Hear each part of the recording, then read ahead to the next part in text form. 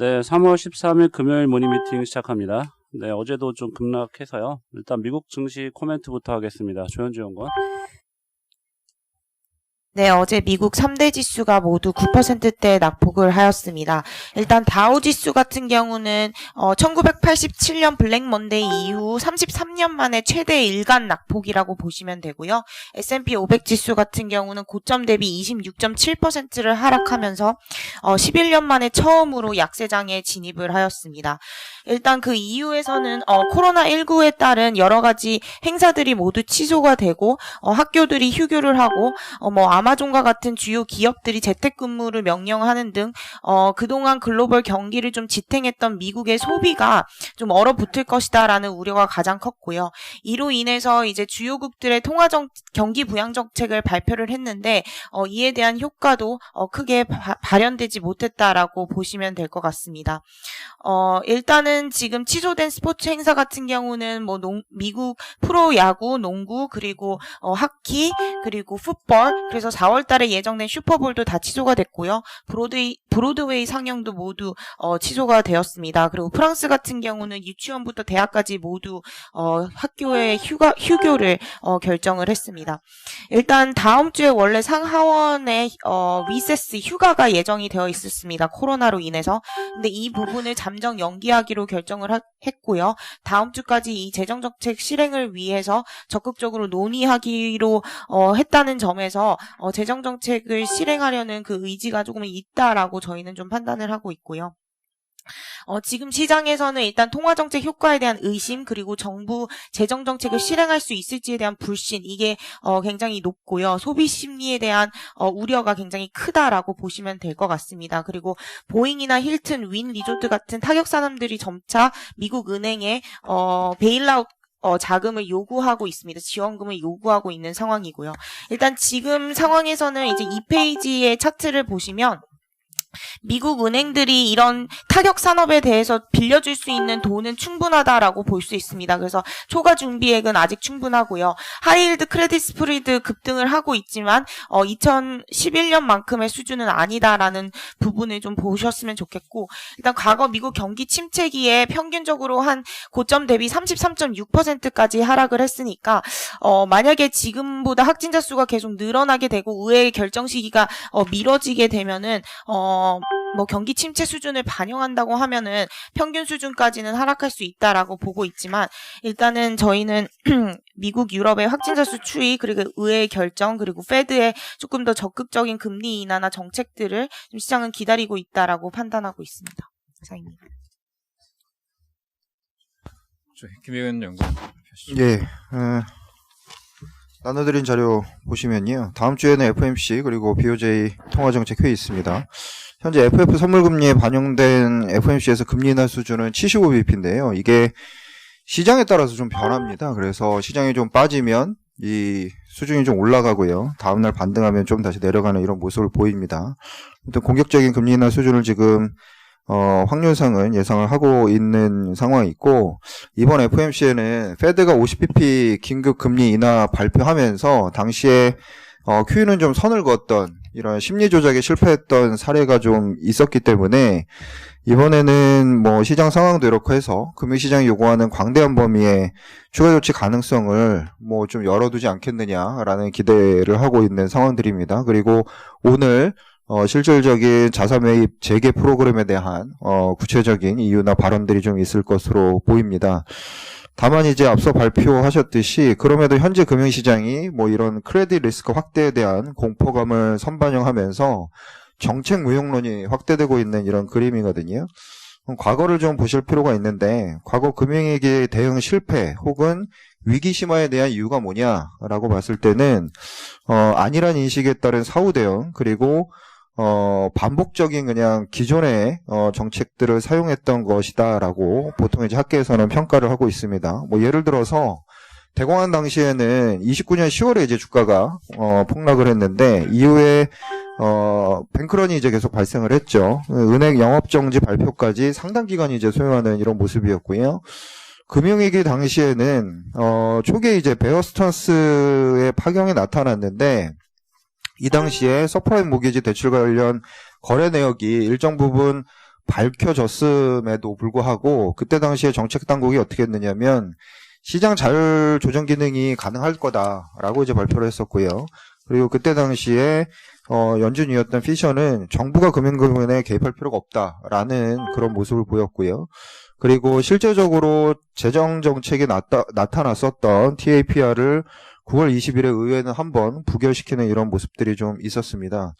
다만 이제 그 이후에 학습 효과도 좀 존재를 했었는데 2009년 3월 이후에 리먼 파산 이후에 금융시장이 안정됐던 이유를 보통 어떻게 평가를 하냐면 실물 부분 지원 그리고 유동성 공급을 좀 비전통적 방식까지 들여왔다라는 거 그리고 국제적 공조가 나타났다라는 이런 복합적으로 작용한 결과가 해석이 되고 있습니다.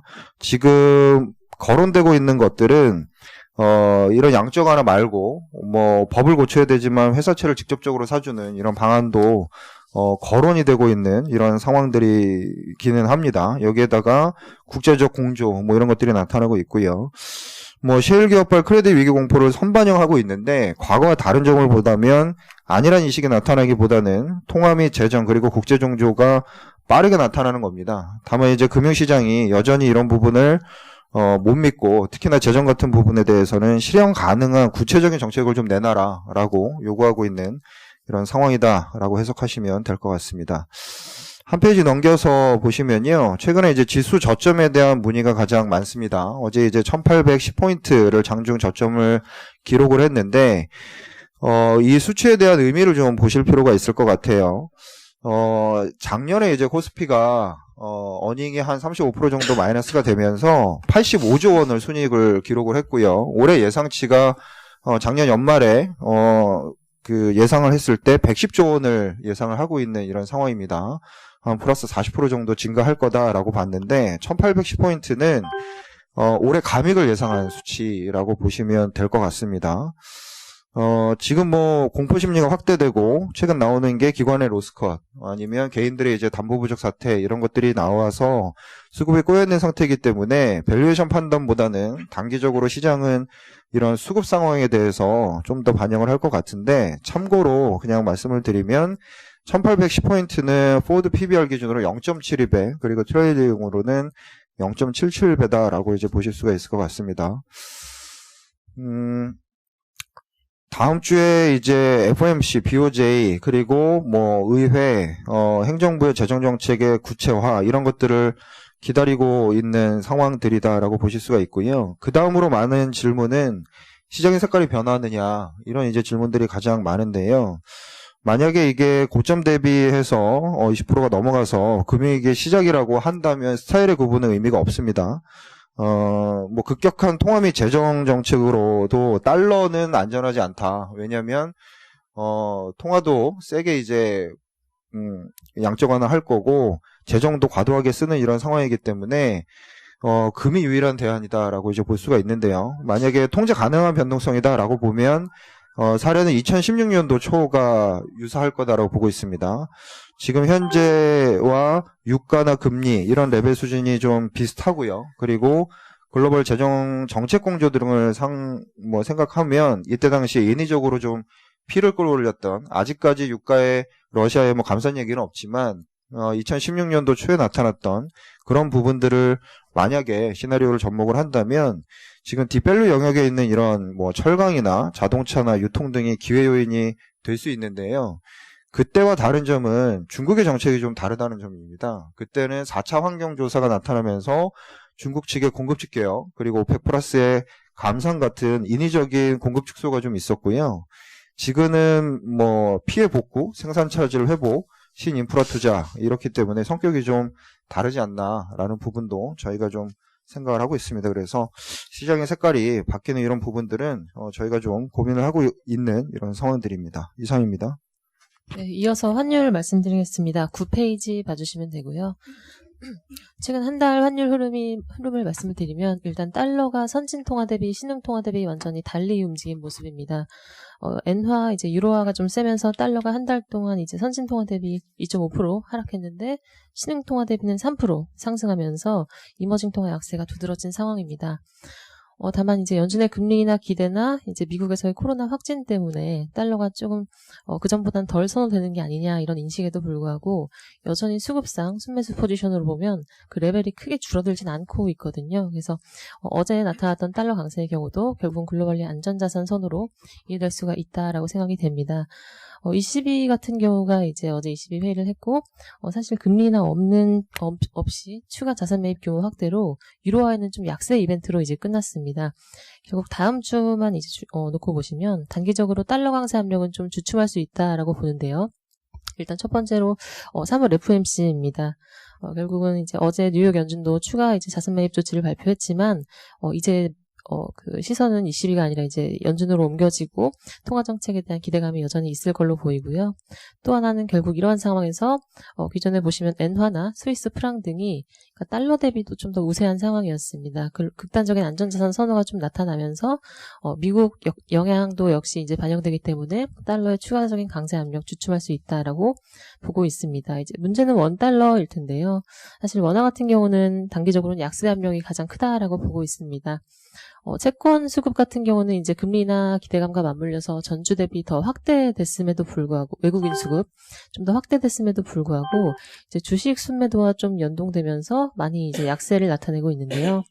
문제는 이제 어제도 역의 위안화가 이제 7위안 돌파하면서 우리나라 원화도 다시 1,200원대 위에서 이제 계속 이제 이어질 가능성이 높다라고 생각을 하고 있습니다. 결국 이번 주에 올해 들어서 첫 단국 개입이 이제 구두 개입으로 나왔는데 1,207원이었습니다. 오늘 NDF 기준으로 보시면 1,210원까지 올라갈 수 있는 상황이라서 아마 이 정도에서 이제 계속 개입은 나올 거고 그래서 저희 단기 고점 1,220원으로 보고 있는데요. 문제는 3월 중하순부터 이제 외국인 배당 그 역송금 수요 시즌이 도래합니다. 3월 중하순부터 다시 이제 외국인 매도 압력이 좀 높아질 것인 만큼 한 달 동안 보면 일단 약세 압력이 좀 높은 상황 이렇게 좀 정리하고 있습니다. 이상입니다. 질문 있나요?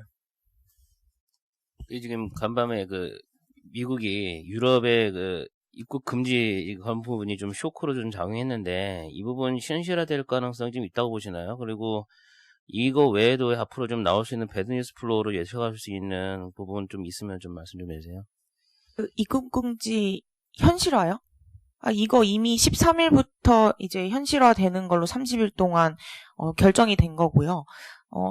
13일 미국 시간 기준 13일, 그러니까 한국 시간 기준 내일부터는 30일 동안 유럽과 미국 간의 여행은 금지되는 걸로 현실화되는 걸로 결정이 이미 됐습니다. 그래서 이거는 현실화될 것이라고 보시면 되고요. 이 외에도 사실 유럽에서 이 부분에 대해서 굉장한 유감이다라고 표명을 하긴 하지만 체코라든가 슬로바키아도 지금 15개 국가 여행 금지를 해놨거든요. 그러니까 지금 코로나가 없는 국가들은 여행 금지를 계속 실시를 하고 있습니다. 그러니까 지금 WHO에서 팬데믹으로 설정한 것 자체가 이런 교류나 이동을 좀 자제하라는 의미이기 때문에 이 부분에 대해서는 충격이긴 하지만 결국 타격 산업들은 좀 충격을 받긴 하겠지만 이 부분이 현실화되기 어렵다라고 보기는 어려울 것 같습니다. 추가적으로 나올 수 있는 배드뉴스에 대한 질문에 대한 답은요. 지금 금융시장 상황을 보면 이렇습니다. 과거에 2008년도 그리고 00년도에 그러니까 2008년도에는 베어스턴스가 먼저 터졌었고요. 그리고 00년도에는 Y2K 밀레니엄에 따른 그런 것들이 00년도가 되면 모든 것들을 PC를 바꿔야 된다. 이런 것들이 사실은 거짓이었다. 이런 얘기들이 좀 있었는데 지금은 어떻게 보면 시나리오에 따른 그런 금융시장의 반응들이 훨씬 더 강한 겁니다. 속도나 하락폭이 상당히 강해서 이게 우리가 모르는 지금 나온 얘기들 말고 뭐가 있는 게 아닌가 이런 이제 불확실성이 더 있는 거거든요. 만약에 배드뉴스가 현실화되는 것들을 가정을 통해서 말씀을 드리면 실질적으로 지금 당장의 부도율이나 아니면 크레딧이나 이런 것들이 과거 대비해서 문제는 없다라는 지표상의 그런 모습들이 있는데 이게 금융시장이 먼저 이렇게 발작을 시작하면서 실질적으로 건전한 은행이 파산할 때 문제가 있다라는 이런 식의 얘기들이 나오면서 뱅크런이 급하게 진행을 하면 문제가 없는 은행도 사실은 문제가 생길 수 있는 이런 부분처럼 여기서 만약에 뭐 크레딧이나 이런 쪽에 있어서 실제적으로 이런 불안감들이 어떤 기업의 파산으로 이어지는 그러면서 S&P나 이런 신용등급 회사들이 상당히 열심히 일을 하면서 투자 등급을 빠르게 내리고 그런 것들이 부적격 투자 등급으로 들어가고 그런 것들이 또 연결이 돼서 흔히 말하는 CLO라는 파생 상품으로 연결이 되면서 과거에는 뭐 모기지 쪽에 금융위기였다면 이게 뭐 기업의 그 회사채나 크레딧 쪽에 금융위기 아니냐 이런 얘기들이 나올 수가 있는 뉴스들이 있을 것 같고요. 또 하나는 지금 이제 트럼프가 7천억 달러의 재정을 쓰겠다. 페이텍스로를 하겠다라고 이제 얘기를 했는데 이러한 것들이 구체성이 있느냐라는 것에 대한 시장의 불안감인데 만약에 재정 확대를 했을 때도 그러면 연간으로 1조 달러 더해서 또 1조 달러가 재정이 확대되는데 그러면 이렇게 08년처럼 재정을 확대했을 때 그거에 따른 대비에 대한 부담 그러면 결국에는 통화 쪽에서도 이미 풀 건 다 풀었고 재정 쪽에서도 더 이상 뎁을 늘릴 수는 없고 그러면 더 이상 손 쓸 수 있는 방법이 없지 않겠느냐라는 비관론 이런 것들이 배드뉴스로 나올 수 있고요. 또 하나는 최근에 이제 시장에서 보이는 것처럼 페드가 아무리 돈을 풀어도 시장이 먹히지 않는 어떻게 보면 유동성 구축 효과에 대한 이런 믿음들이 계속적으로 강해질 수 있는 이런 것들이 앞으로 나올 수 있는 배드뉴스이고 그리고는 뭐 다 아시는 바대로 코로나19가 계속적으로 확산되는 뭐 이런 뉴스들일 수 있을 것 같습니다. ECB에서 그 기준금리를 시장 기대와는 다르게 동결을 어제 했는데 관련해서 코멘트 좀 부탁드리겠습니다. 네, ECB 발표를 지금 진행해드리도록 하겠습니다. ECB는 어제 통화정책회의에서 기준금리는 모두 동결했고요. 이미 기준금리가 마이너스 0.50%에 있기 때문에 추가적인 금리 인하에 대해서는 ECB 내부에서도 효율성에 대해서 좀 부정적인 시각이 있었던 것으로 보입니다. 대신에 이제 세 가지 정책을 발표했는데요. 첫 번째로는 6월까지 LTRO라는 대출 지원 제도를 신설해서 운영을 하고 두 번째로는 이미 진행 중인 대출 프로그램 TLTRO3도 대출금리 더 낮춰주고 대출 규모도 늘려주는 조치를 발표했습니다. 마지막으로 시장이 가장 기대했던 QE 확대도 발표가 됐는데요. 현재 ECB는 월간 200억 유로 규모, 연간으로는 2,400억 유로 규모로 QE를 진행하고 있는데 여기에 더해서 올해 1,200억 유로를 더 해주겠다라고 발표했습니다. 경기 판단도 함께 보시면요. 올해 성장률 전망치를 기존 1.1%에서 0.8%까지 하향 조정했고요. 특히 내년 전망치도 1.4에서 1.3까지 내렸습니다. 이렇게 상당히 좀 부정적인 경기 전망에 비해서 저는 이번 통화정책 조치는 전반적으로 시장 예상치를 하회하는 수준이었다라고 평가를 하고 있고요. 특히 연내 1,200억 유로 규모의 QE 확대는 월간으로 이제 균등분할하면 앞으로 120억 유로씩 한다는 얘기인데 시장이 기대했던 월간 200억 유로 추가보다는 좀 낮은 수준이었다라고 평가가 됩니다. 결국 ECB의 이번 조치는 전격적인 통화 완화라기보다는 코로나19 확산이 좀 잦아질 때까지 금융시장 충격을 좀 완화해주고 유로존 국가들의 재정 정책을 더 촉구하면서 시간을 벌어주겠다라는 의미로 해석이 됩니다. 다만 ECB도 좀 예상을 하고 있듯이 앞으로 경기 하방 위험이 상당히 높다는 점을 좀 감안을 하면 여기서 뭐 독일이 균형 재정을 완전히 포기하고 전폭적인 재정 확대로 돌아서는 정도의 이벤트가 없으면 ECB의 QE는 향후 추가로 확대될 가능성이 높습니다. 저희는 향후 ECB의 QE 추가 확대를 전망을 하고 있고요. 독일 금리는 좀 더 하향 안정화되는 흐름을 예상하고 있습니다. 또 독일채와 같은 대표 선진국 채권에 대해서는 가격 부담보다는 당분간은 방향성에 집중하면서 지속적으로 보유할 것을 권고드립니다. 이상입니다. 이제 시장에서 기대하는 게 정책 공조인데 재정 정책은 계속 말씀하셨는데 이제 허들이 이제 미국의 그 부양책이 의회를 통과하느냐 여부 또 이게 중요할 것 같고요. 또 통화 정책에서는 연준의 추가적인 완화 정책이 중요할 것 같은데 어제 저녁에도 거의 QE와 유사하게 흘러가는 이런 그 완화 정책들이 나오고 있잖아요. 그럼에도 불구하고 시장에서는 먹히지 않는다는 게 이제 문제인 것 같은데 강수원 연구원이 보시기에 앞으로 또 어떠한 정책들이 나올 수 있는지 통화 정책 면에서 한번 말씀하시죠.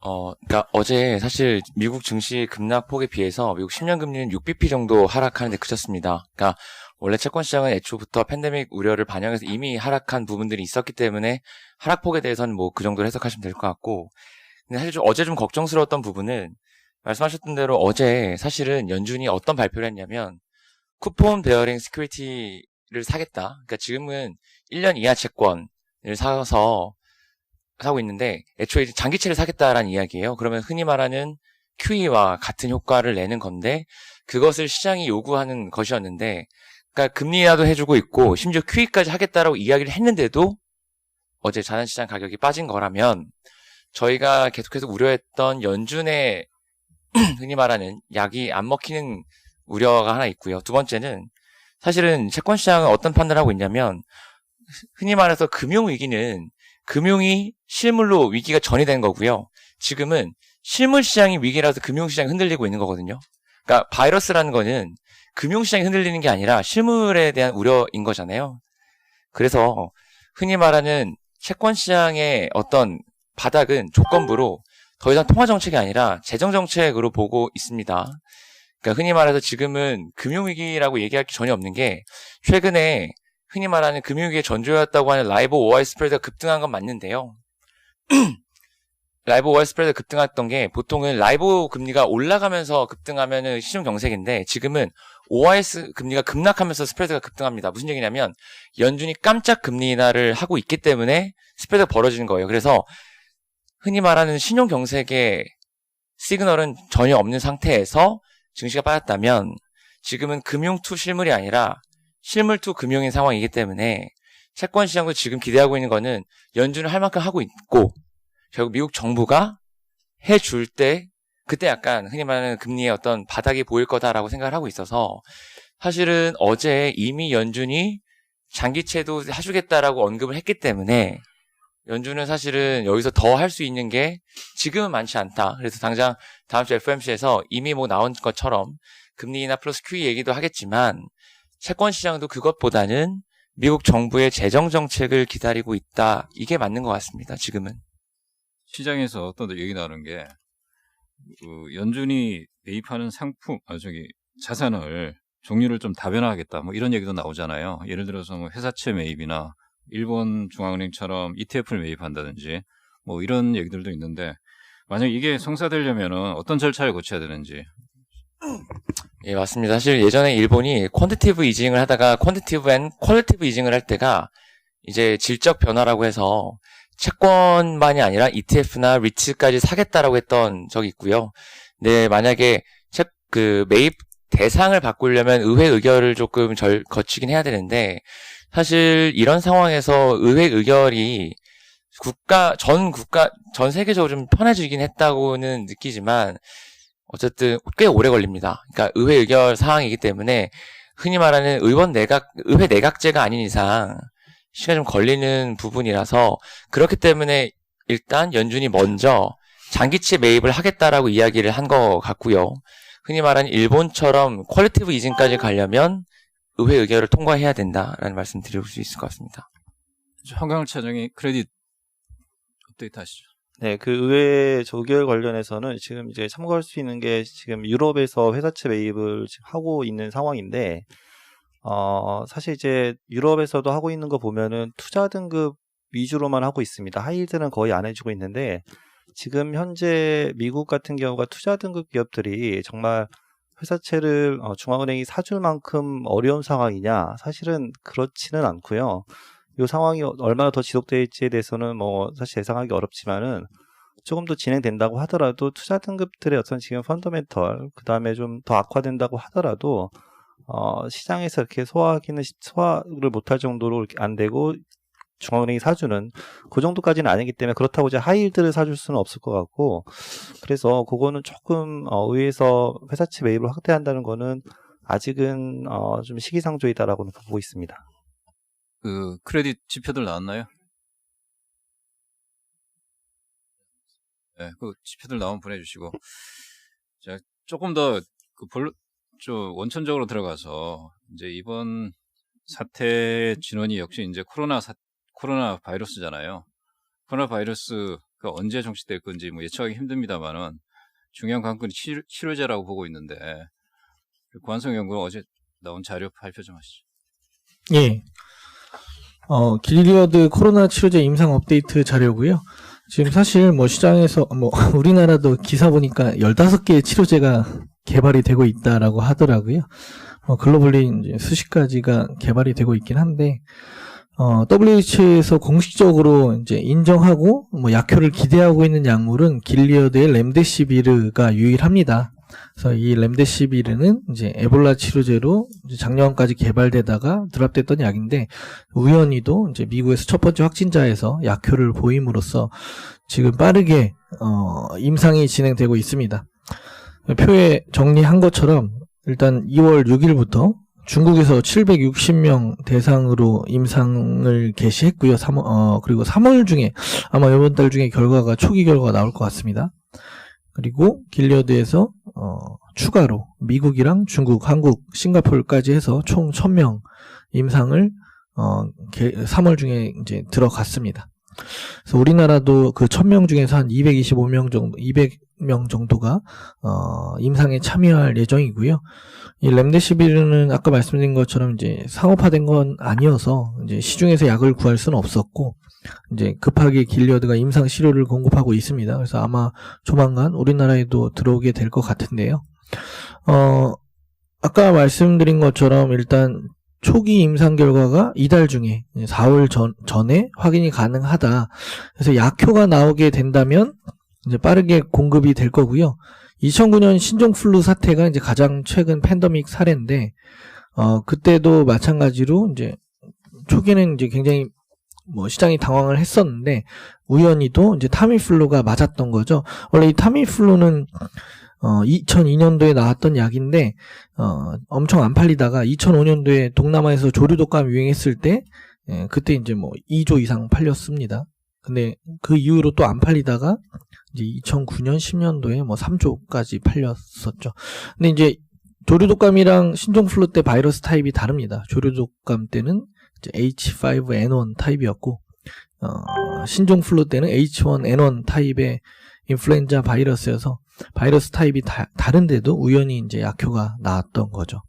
그래서 당연히 이제 치료제가 등장했다라고 하니까 시장이 빠르게 진정이 되고 아마 우리들 기억 속에서 지워졌겠지만 이제 신종플루가 완전 종식되기까지는 1년 가까이 걸렸었는데요. 치료제가 나왔다 하니까 벌써 시장은 안정화됐던 걸 기억하면 이번에도 마찬가지입니다. 3월이 이번 달이 굉장히 중요할 것 같습니다. 치료제가 약효가 있다는 게 확인만 되면 확진자 수가 꾸준히 증가하는 와중에서도 이제 글로벌리 빠르게 치료제가 공급될 것이기 때문에 공포심은 사그라들 거다라고 보고 있습니다. 이상입니다. 네, 관련해서 계속해서 시장 좀 점검 이어갈 텐데요. 좀 시간이 좀 지났으니까 좀 간단히 핵심 위주로 말씀해 주시고, 네, 먼저 인리 코멘트부터 듣겠습니다. 김영래 연구원. 네, 베트남 코멘트 드리겠습니다. 베트남 지수가 어제 5% 이상 빠졌는데요. 이게 1월 말 이후에 약 18% 정도 하락했다라고 보시면 될 것 같은데, 그 배경으로 보시면 결국에는 글로벌 위험 자산 회피 현상이 강화되면서 외국인들이 순매도를 했다라고 보시면 될 것 같습니다. 2월 들어서 약 2억 달러 정도 순매도를 했습니다. 그리고 또 한 가지가 코로나 사태가 조금 확산이 되다 보니까 베트남 쪽으로의 이제 외국인 방문객이 감소했고 거기다가 내수까지 좀 침체될 가능성이 높다라는 우려감이 확대되면서 그게 베트남 지수에 좀 영향을 미쳤고요. 마지막으로 베트남 정부가 이제 경기 부양책이라고 해가지고 그 코로나 사태에 영향을 받은 기업들을 대상으로 5개월간 세금이나 임대료 납부를 연기를 할 수 있다라고 발표를 했는데 주식시장 참여자들 입장에서는 세금 납부 감면이 아닌 지연은 사실 의미가 없다라고 판단하면서 지수가 계속 하락했다라고 보시면 될 것 같습니다. 지금 베트남 VN 지수 같은 경우에는 밸류에이션을 봤을 때 11배인데요. 이게 거의 3년 평균치의 3표준편차까지 내려가 있는 상황이라 밸류에이션 매력도는 좀 높아져 있는 상태고요. 그리고 또 내수 부진이 이어지고 있지만은 그 산업 생산 지수를 보면은 전년 동기 대비 23% 정도 상승했습니다. 그러니까 중국의 생산 차질에 대한 반사 이익으로 제조업 업황이 좀 턴어라운드하고 있는 상황이지만 아직까지는 주식시장 센티멘트가 나빠서 이게 반영이 안 됐다. 라고 보시면 될 것 같습니다. 결국에는 중요한 건 대내 수요 회복인데 이게 이제 아까도 말씀드렸지만 시장의 기대를 뛰어넘는 글로벌 국가들의 정부들의 경기 부양책 발표나 아니면 코로나19 확산 진정이 향후 지수 반등의 트리거가 될 거다라고 보고 있습니다. 이상입니다. 네, 이어서 글로벌 소버린 김성수 연구원.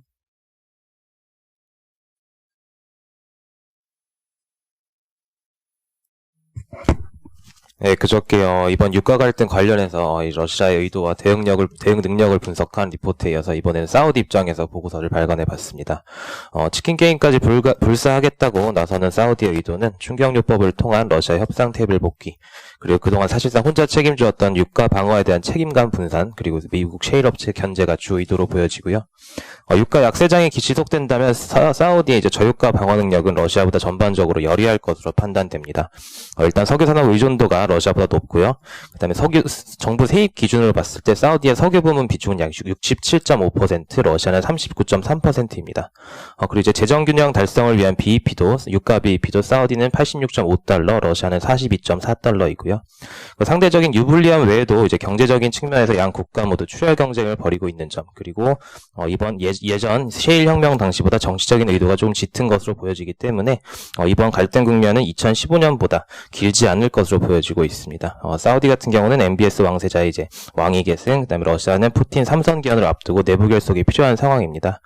그래서 두 국가 지도자 모두 상대국가 공격을 통한 정치 외교적 성과가 필요하고 적당한 명분만 차려진다면 재협상에 임할 가능성이 높을 것으로 보이기 때문에 예전만큼의 갈등 국면이 길지는 않을 것으로 보고 있습니다. 이상입니다.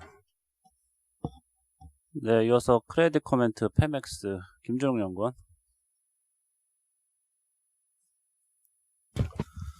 네, 최근 유가 급락 관련해서 페맥스 말씀드리겠습니다. 네, 이번 유가 급락으로 페맥스를 비롯한 이머징 에너지 기업들의 투자 의견을 중립으로 하향하겠습니다. 저유가 국면이 장기화될 경우에는 원유를 판매하는 페맥스나 페트로브라스 같은 입장에서는 분명 부담으로 작용할 수밖에 없습니다. 2015년 유가 급락 당시에 페맥스 같은 경우 에비타가 급격히 축소되면서 무디스는 신용 등급을 기존 싱글 A 마이너스에서 트리플 B 마이너스까지 하향했던 경험이 있습니다. 따라서 이번처럼 낮아진 유가 수준이 계속해서 이어질 경우에는 또다시 페맥스의 신용등급 하향 트리거로 작용할 가능성이 있습니다. 다만 다행인 점은 멕시코 재무부나 페맥스 같은 경우에 올해 유가 해지 프로그램을 통해서 올해 유가 원유 옵션 매도 계약을 평균 배럴당 49불에 체결해 두었습니다. 당분간은 저유가를 감내할 능력은 있는 것으로 판단됩니다. 다만 배럴당 30달러 수준의 유가가 1년 이상 지속될 경우에는 작년과 같이 멕시코 정부의 직접적인 자금 지원 단행될 전망입니다. 특히 멕시코 재무장관은 이번 주 화요일 인터뷰에서 저유가 국면이 계속해서 이어질 경우에는 정부의 재정 지출을 늘릴 용의가 있다고 언급했습니다. 따라서 단기적으로는 무디스의 등급 하향 우려가 금리에 반영됨에 따라서 높은 변동성 보일 전망입니다. 그러나 장기 보유 관점에서 보았을 때 현재 높은 금리 제공하고 있고요. 그리고 유사시 정부의 지원 가능성이 인정되는 점, 그리고 해외 자본에 대한 재개방이라는 카드를 현재 갖고 있는 점까지 감안할 때 여전히 장기 보유는 유효하다고 보고 있습니다. 이상입니다. 네, 이어서 글로벌 크레딧 어젯밤 현황에 대해서 말씀드리도록 하겠습니다. 일단은 이제 스프레드 같은 경우에도 미국 IG 하이드 할 거 없이 가파르게 확대가 되었고요. 지금 IG 같은 경우는 180에서 30bp가 확대가 되었고, 하이드 같은 경우는 640에서 80bp가 확대가 됐기 때문에 스프레드만 보시면은 10% 이상 빠졌다고 보시면 될 것 같습니다. 세 가지 말씀드릴 텐데, 첫 번째로는 지금 좀 전에도 IG 말씀드렸는데, 지금까지 이제 하이드 위주로 좀 약세를 보였다고 하면은 지금은 이제 투자 등급도 같이 동반해서 약세를 보이고 있다는 점.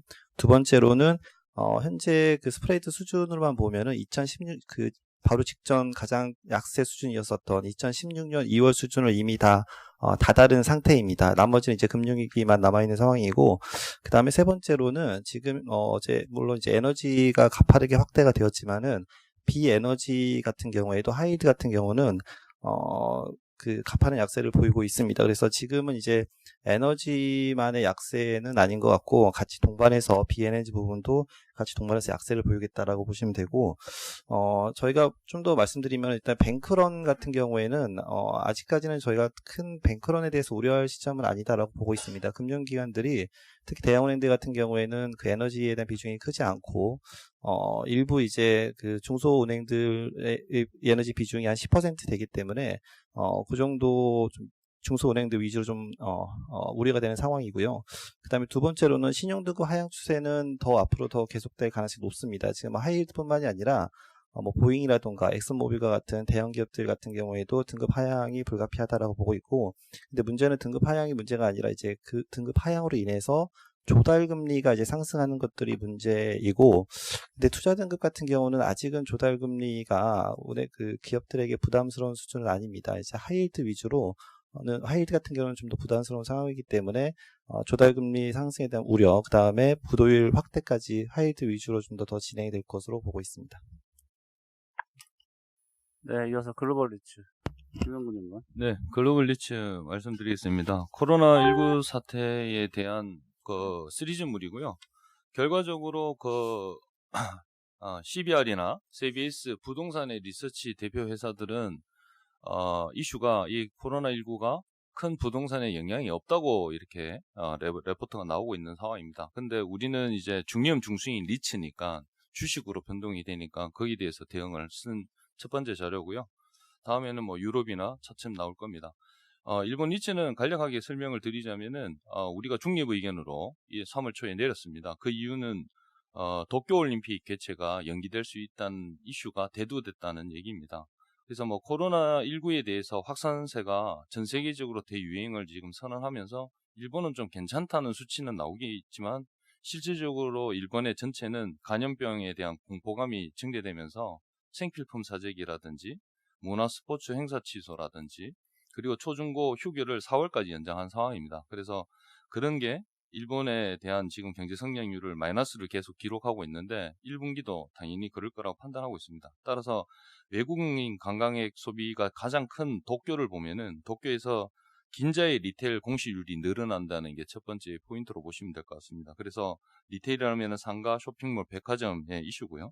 두 번째는 일본의 관광객들 인바운드가 계속 급감하기 때문에 실질적으로 호텔에 대한 부분도 이슈가 된다 이렇게 판단을 하고 있습니다. 따라서 코로나19 확산 때문에 부동산에 그 리치에 영향을 주는 것은 호텔, 리테일, 산업용, 오피스, 주거용 순서대로 영향을 받는다. 그래서 우리는 일본의 리치를 의견은 중립 의견으로 유지를 하도록 하겠습니다. 이상입니다.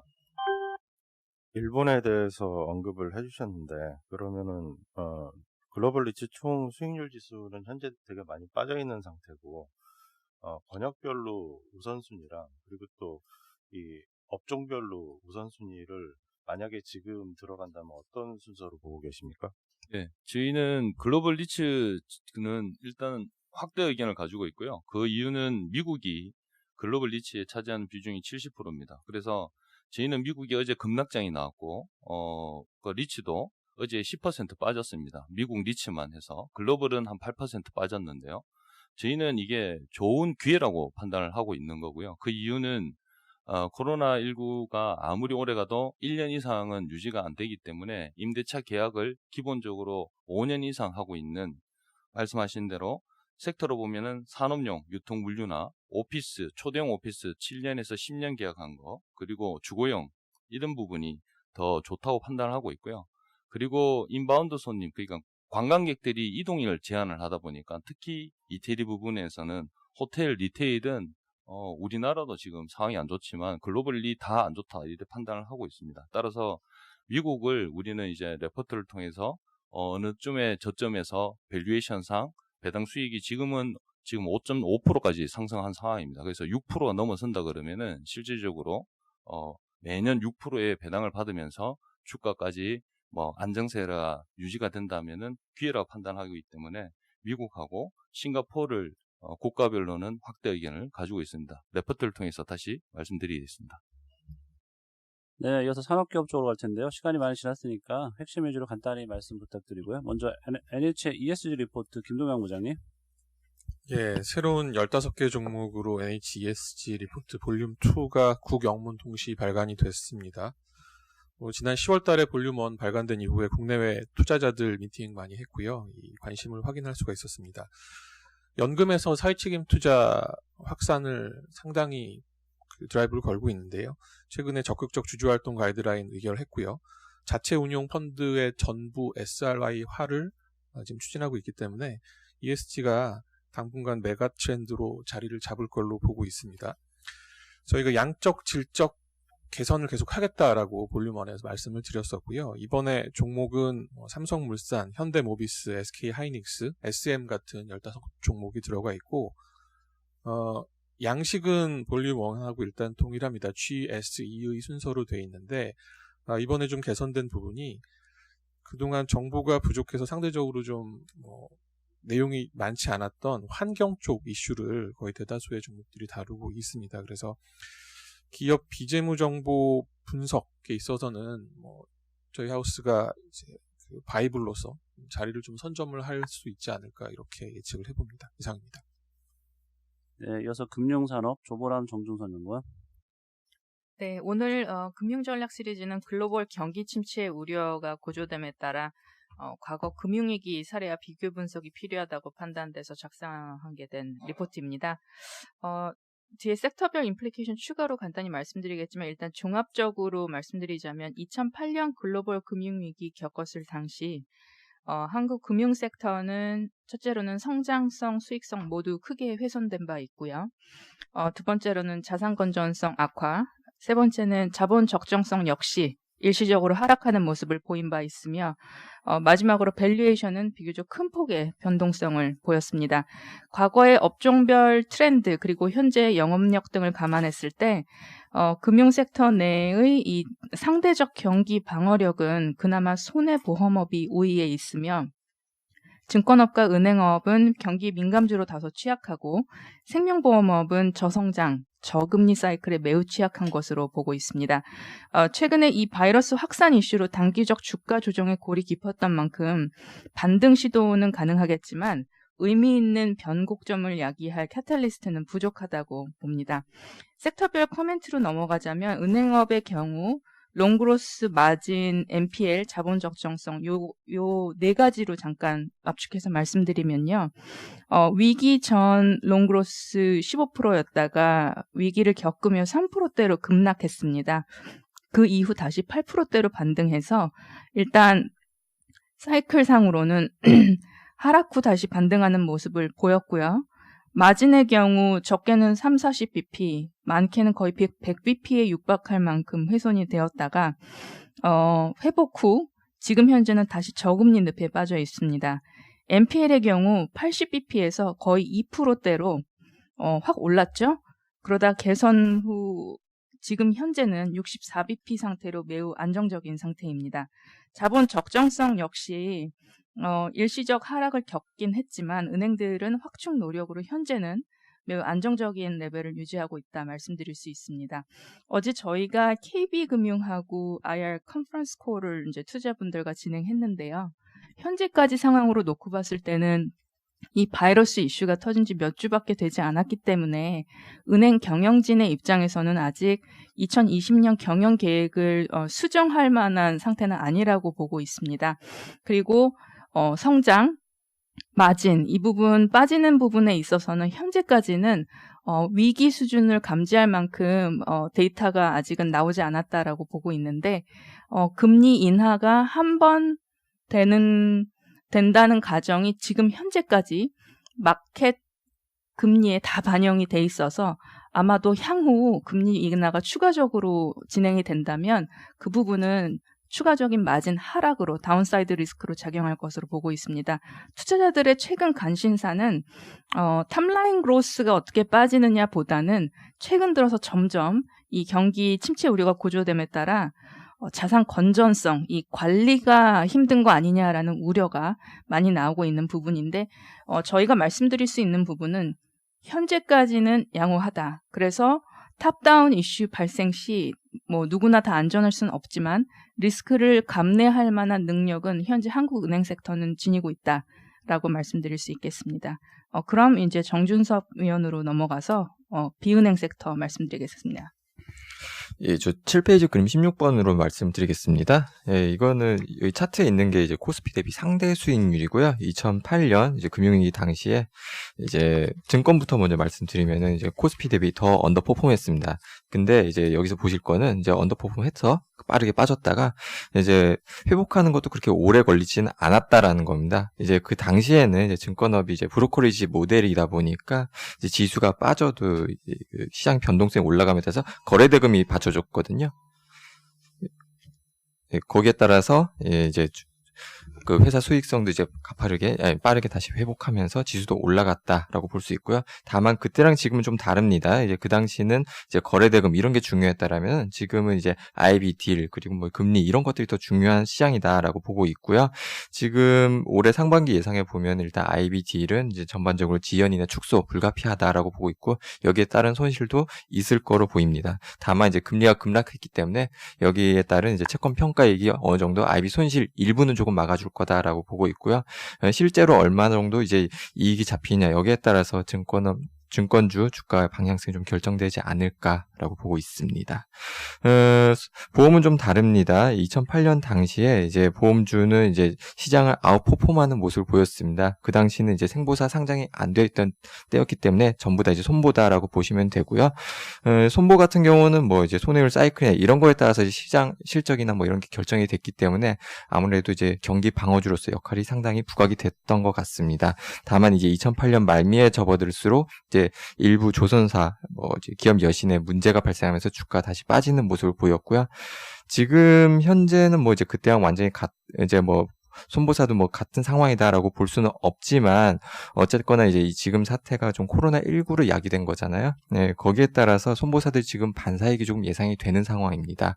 물론 이제 금리 급락에 따라서 이제 자산운용이 보유 이원이 조금 일부 훼손은 불가피하겠지만 그걸 막아주는 반사이익도 있기 때문에 지금 상황에서도 이제 금융주 안에서는 좀 경기 방어주 역할을 조금은 하지 않을까. 적어도 금융섹터 안에서는 제일 낫다라는 생각을 갖고 있습니다. 이상입니다. 네, 끝으로 제가 고려아연 발표하고 마칠게요. 고려아연 어제 2차전지 전해 동박한다는 공시를 냈고요. 그래서 자회사 K잼을 설립해서 2022년 10월까지 1,527억 투자한다고 했고 시장에서 가장 관심이 많은 생산량은 13,000톤으로 공시를 했습니다.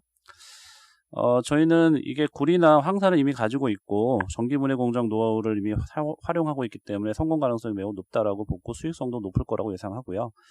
관련해서 2023년 예상되는 전해동박 사업의 매출액은 2,080억, 영업이익은 420억 예상을 하고 2019년 대비 매출액 영업 비중이 3%, 5.2%에 불과하지만 추후에 품질이 안정화되면 추가 증설이 국내에서 이루어질 거로 예상을 하고 있습니다.